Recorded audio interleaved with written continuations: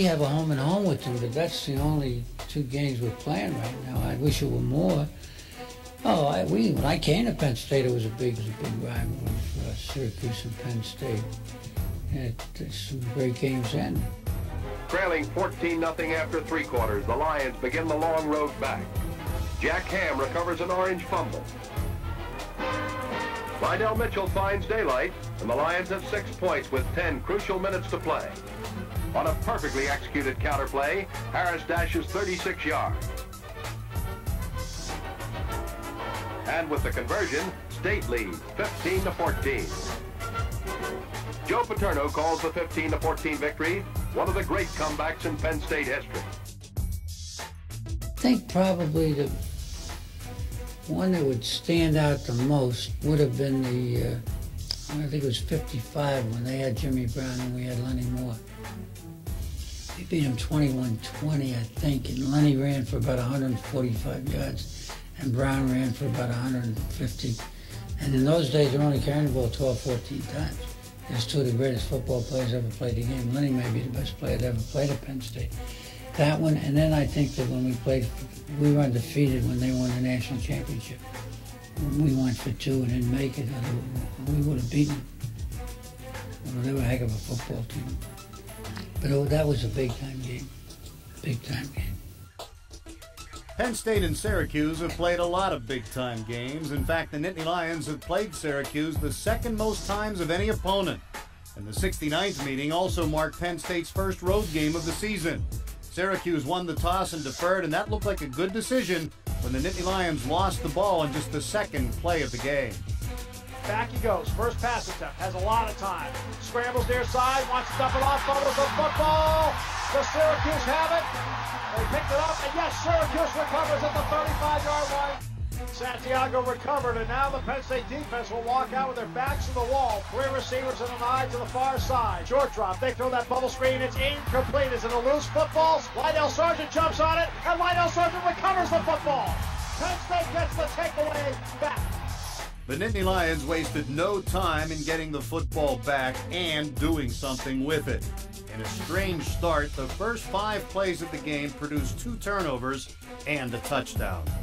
Sets, he looks downfield, and Norwood's there at the Syracuse 33, turns inside 30, there goes Norwood, 25-20, George to the 10-5, touchdown, Penn State, a 55-yard strike from Darrell Clark. He does a good job at just going down the field, making it look like he's going to the middle of the field, and then going back to the outside. The timing between Clark and Norwood was right on the money, and he circles back into the middle of the field and outruns the entire secondary. You talk about a turn of events on the first couple of plays of this game, and all of a sudden Penn State takes a 7-0 lead. This was the first time Penn State had taken their highly productive offensive show on the road. And after the early turnover, they were operating with the same precision that they had displayed in 2 games at Beaver Stadium.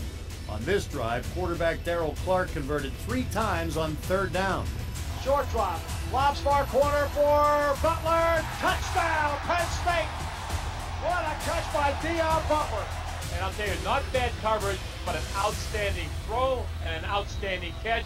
Hall of Fame coach Joe Paterno has assembled a balanced offense that is one of only 4 in the country putting up the lethal numbers they are on both the ground and in the air.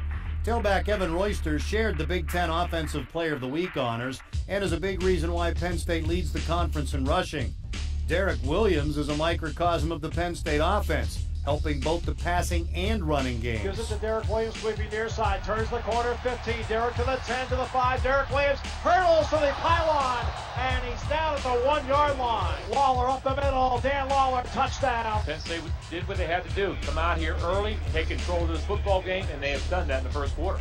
But they didn't take control with just the offense. Penn State's defense, with a depleted defensive line, was smothering.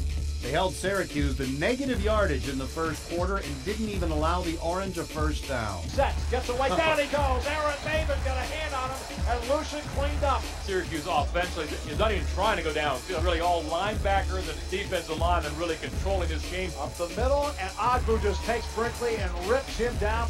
Penn State has had 4 defensive players suffer season-ending injuries, but even with some offensive linemen shifting to defense, the unit remains one of the best in the country.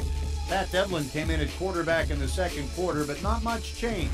in the air or on the ground. Royster up the middle, following Lawler, 45-40, swings it to the left, 35-30, secondary, 25-20. The Evan Royster Express just keeps on rolling. Devlin throws far corner for Butler, reaches up, he's got it at the goal line. Touchdown, Penn State.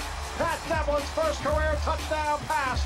Pat Devlin and Darryl Clark would both throw 2 touchdown passes in the first half. Players changed regularly at many positions.